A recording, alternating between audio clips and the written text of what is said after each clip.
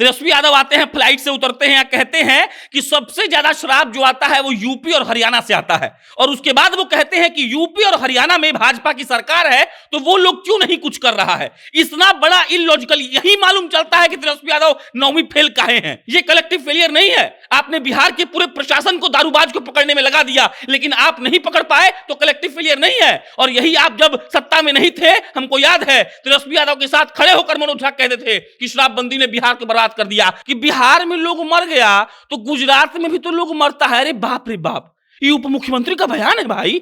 चुल्लू भर पानी खोजो और उसमें डूब के नहाओ, 25 दिन से नहाए नहीं हो, दिमाग पूरा काम नहीं कर रहा है। तो मनोज झा जी याद रखिएगा, हम भी किसी पत्रकार के हैसियत से नहीं बोल रहे हैं, हम मढ़ौरा के उस 150 लोगों के हैसियत से बोल रहे हैं जो लोग इस दुनिया को छोड़कर चले गए।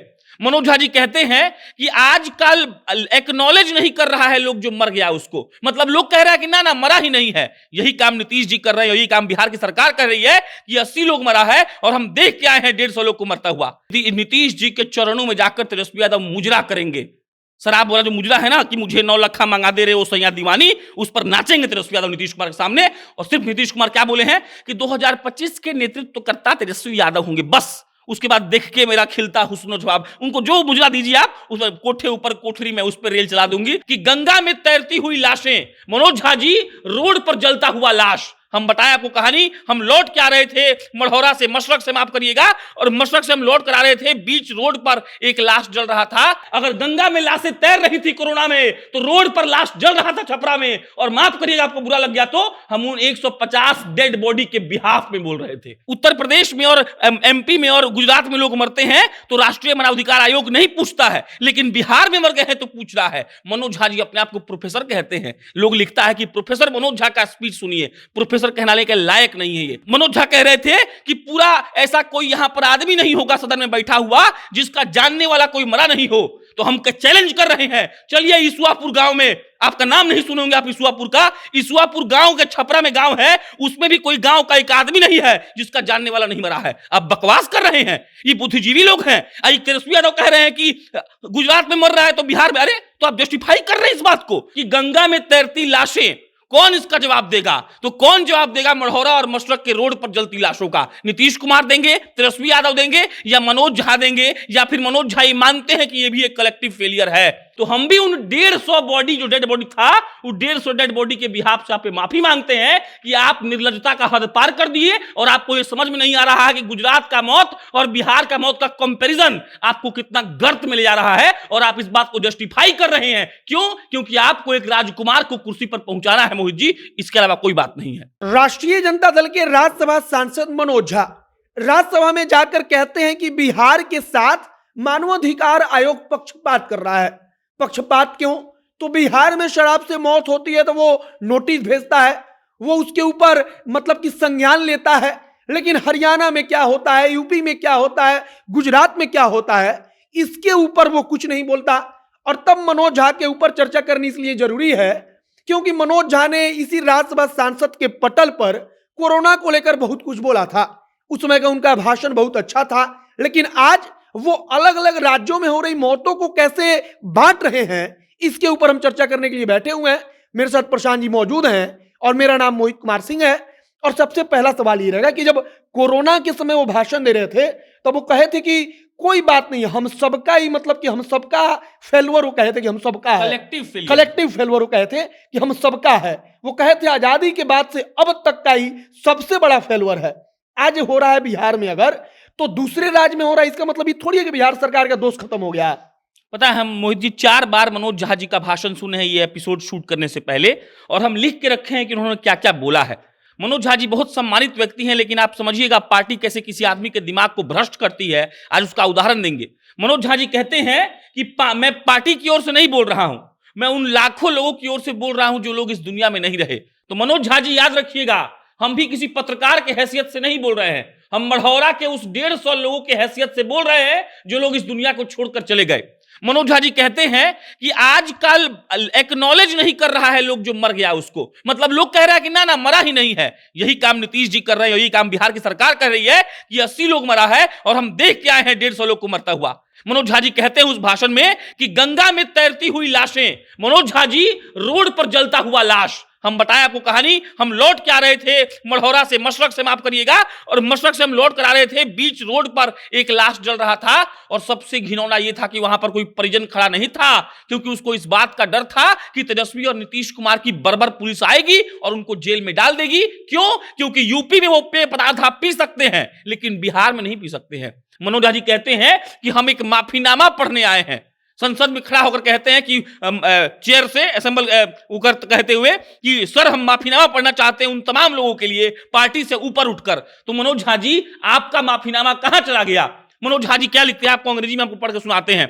वो पत्र लिखे हैं राज्यसभा के सदस्य को कि हम डिस्कशन करना चाहते हैं। उनका स्टेटमेंट क्या है, मैं कोट कर रहा हूं आपको। उनका स्टेटमेंट है कि but so far we have not, एक मिनट, हाँ, But so far we have not heard of the NHRC making visits following huge tragedies in Gujarat, MP, Haryana, Uttar Pradesh and other states ruled by BJP. Such a brazenly partisan approach is ending the credibility of NHRC besides encroaching upon issues which is fundamentally a state subject. ये कह रहे हैं कि उत्तर प्रदेश में और MP में और गुजरात में लोग मरते हैं तो राष्ट्रीय मानवाधिकार आयोग नहीं पूछता है, लेकिन बिहार में मर गए हैं तो पूछ रहा है। मनोज झा जी अपने आप को प्रोफेसर कहते हैं। लोग लिखता है कि प्रोफेसर मनोज झा का स्पीच सुनिए, प्रोफेसर कहलाने के लायक नहीं है ये। इतना बुद्धिजीवी आदमी अगर मौत को बांट रहा है और कह रहा है कि राष्ट्रीय मानवाधिकार आयोग ने गुजरात की मौत पर क्यों नहीं कहा, बिहार की मौत पर क्यों कह रही है, मतलब जस्टिफाई कर रहे हैं बिहार की मौत को।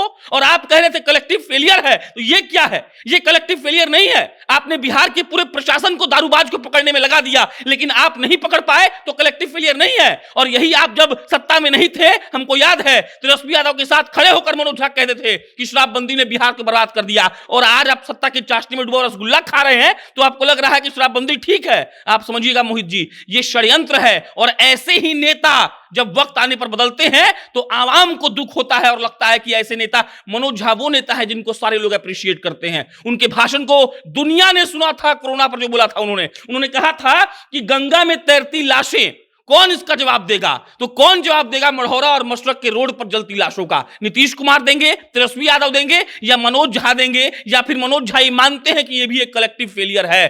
पता है, जब वो भाषण अपना खत्म कर लिए तो उन्होंने कहा कि मैंने अपने पार्टी की तरफ से नहीं बोला, मैं उन लाखों लोगों की तरफ से बोल रहा हूं। और उसके बाद मोहित जी मनोज झा कहते हैं कि अगर फिर भी आपको बुरा लगा हो तो मैं 150 डेड बॉडी के बिहाफ पर आपसे माफी मांगता हूं।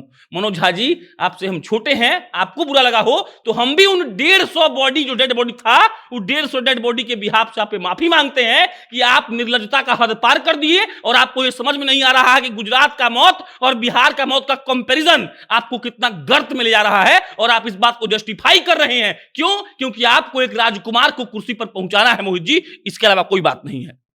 अच्छा, तेजस्वी यादव भी सेम यही चीज कर रहे हैं।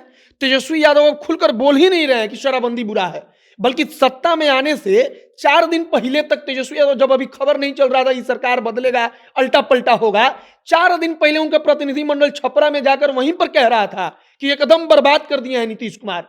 तेजस्वी यादव वहीं पर विधानसभा में खड़े होकर कह रहे थे कि माफिया है मुख्यमंत्री। आप बताइए हमको, तेजस्वी यादव आते हैं, फ्लाइट से उतरते हैं, कहते हैं कि सबसे ज्यादा शराब जो आता है वो यूपी और हरियाणा से आता है। और उसके बाद वो कहते हैं कि यूपी और हरियाणा में भाजपा की सरकार है तो वो लोग क्यों नहीं कुछ कर रहा है। इतना बड़ा इलॉजिकल, यही मालूम चलता है कि तेजस्वी यादव 9वीं फेल काहे हैं, यही मालूम चलता है। उत्तर प्रदेश में दारू बंद है क्या कि सरकार कुछ करेगा? आप दारू बंद की है ना, आप सत्ता के साझेदार हैं कि नहीं है? और याद करिए, दारू बंद कौन किया था? लालू और नीतीश के गठबंधन में दारू बंद हुआ था मोहित जी, आप याद कर लीजिए। भाजपा सत्ता में नहीं थी उस वक्त, और लालू गठबंधन में आप दारू बंद कर दिए। अब कह रहे हैं कि उत्तर प्रदेश से दारू आ रहा है, तो सरकार आपका है, प्रशासन आपका है, एटीएस आपके पास है, गोली मार दीजिए उसको। आप काहे बोल रहे हैं कि भाजपा इसमें कुछ करेगा? आप नाटक कर रहे हैं, ये इलॉजिकल बात। उसके बाद बोलते हैं क्या कि बिहार में लोग मर गया तो गुजरात में भी तो लोग मरता है। अरे बाप रे बाप, ये उप मुख्यमंत्री का बयान है भाई। चुल्लू भर पानी खोजो और उसमें डूब के नहाओ, 25 दिन से नहाए नहीं हो, दिमाग पूरा काम नहीं कर रहा है। एक बात बताइए मोहित जी, गुजरात का लोग मर रहा है, इससे बिहार के छपरा के मशरक के उस गांव को क्या पता? मनोज झा कह रहे थे कि पूरा ऐसा कोई यहां पर आदमी नहीं होगा सदन में बैठा हुआ जिसका जानने वाला कोई मरा नहीं हो। तो हम चैलेंज कर रहे हैं, चलिए ईसुआपुर गांव में, आपका नाम नहीं सुनेंगे आप ईसुआपुर का, ईसुआपुर गांव के छपरा में गांव है, उसमें भी कोई गांव का एक आदमी नहीं है जिसका जानने वाला नहीं मरा है। आप बकवास कर रहे हैं, ये बुद्धिजीवी लोग हैं। तेजस्वी यादव कह रहे हैं कि गुजरात में मर रहा है तो बिहार में, अरे तो आप जस्टिफाई कर रहे हैं इस बात को। आपको अभी तत्कालीन तौर पर इस्तीफा देना चाहिए। अगर आपके अंदर लालू यादव तो कुबत है तो आप इस्तीफा दीजिए, आप इस पद पर बैठने के लायक नहीं है। और प्रोफेसर मनोज झा जिनकी इज्जत की जाती थी, जो बोलते थे, आज इस बात के लिए डिस्कशन करना चाहते हैं कि हरियाणा में लोग मर गया तो बिहार में लोग मर गया तो बिहार पर चर्चा क्यों, हरियाणा पर चर्चा क्यों नहीं। ये बुद्धिजीवी आदमी है। आपको शर्म आता है? आपकी पार्टी सरकार चला रही है बिहार में और आप कह रहे हैं कि राष्ट्रीय मानव अधिकार आयोग को स्वयं मतलब नहीं उसमें करना चाहिए बीच में दखलंदाजी। आप ये जानबूझकर कर रहे हैं और सिर्फ राजकुमार को बचाने के लिए, वरना आपकी कोई मुहिम नहीं थी और आप चाहते हैं कि तेजस्वी यादव मुख्यमंत्री बने, इसके अलावा आपको कोई काम नहीं है। आज आपने दिखा दिया कि लोग कहता है राज्यसभा वो जगह है जहां पर इंटेलेक्चुअल लोग जाता है। ये लोग इंटेलेक्चुअल नहीं है, हम नहीं मानते इंटेलेक्चुअल। ये बिहार को और बिहारी को बदनाम कर रहे हैं खड़ा होकर। अब आखिरी सवाल रहेगा, कहा जा रहा है कि तेजस्वी यादव केवल मुख्यमंत्री पद के लिए, केवल मुख्यमंत्री की कुर्सी के लिए नीतीश कुमार ने उनके लिए एक फेंक दिया, एक मतलब शिकार फेंक दिया कि 2025 में, अब 25 तक कुछ भी हो जाए वो मुंह खोल ही नहीं सकते नीतीश कुमार के लिए। हम अपने एक वीडियो में बोले थे कि नीतीश जी के चरणों में जाकर तेजस्वी यादव मुजरा करेंगे। सर आप बोला जो मुजरा है ना कि मुझे 9 लाख मंगा दे रहे हो सैया दीवानी, उस पर नाचेंगे तेजस्वी यादव नीतीश कुमार के सामने। और सिर्फ नीतीश कुमार क्या बोले हैं कि 2025 के नेतृत्व करता तेजस्वी यादव होंगे, बस उसके बाद देख के मेरा खिलता हुस्न जवाब। उनको जो मुजरा दीजिए आप, उस पर कोठे ऊपर कोठरी में उस पर रेल चला दूंगी तो दारू का गाड़ी चला देंगे उस पर। तो तेजस्वी यादव के मन में बस एक बात है कि हमको इनको हटाकर मुख्यमंत्री बनना है। और तेजस्वी यादव ये बात जानते हैं कि नीतीश कुमार के बिना वो मुख्यमंत्री नहीं बन पाएंगे। और नीतीश कुमार भी जानते हैं कि ये जानता है कि हम इसको बनाएंगे तो चुप रहेगा। नीतीश कुमार आज का फरमान ये है कि अब फिर से सर्वे कराया जाएगा। मोहित जी, इस बात का सर्वे होगा कि दारूबंदी से कितना फायदा है। हर 6 महीने 8 महीने पैसा आदेश आता है कि हम सर्वे करवा रहे हैं। ये पैसा का एक सुनियोजित लूट है। जो अधिकारी, जो मैनफोर्स उसमें लगेगा, कुछ सर्वे नहीं होता है। अच्छा एक बात बताइए, सर्वे वाला आएगा आपके पास, बोलेगा मोहित जी आप दारू पीते थे, तो आप बोलेंगे कि पहले हाँ पीते थे, अब छोड़ दिए, हाँ ना हम नहीं पीते अब हम, वो लिख लेगा 1 मोहित जी। वो वैसे ही झूठ बोल देगा सब कि 2 करोड़ लोग दारू पीता था 2015 के पहले, शराबबंदी हुआ 2 करोड़ लोग छोड़ दिया। ये कुछ ऐसा होता ही नहीं है। 100 करोड़ रुपया घोटाला, जब कुछ काम पड़ा होगा नीतीश कुमार को, पोस्टर छपवाना होगा तो वो सोचेगी क्या करे क्या करे, क्या सर्वे करवा लो, एगो माना श्रृंखला बनवा दो, एगो हेलीकॉप्टर उतार दो कहीं पे। तो आप समझिए मोहित जी, बिहार को बर्बाद कर दिया ये लोग।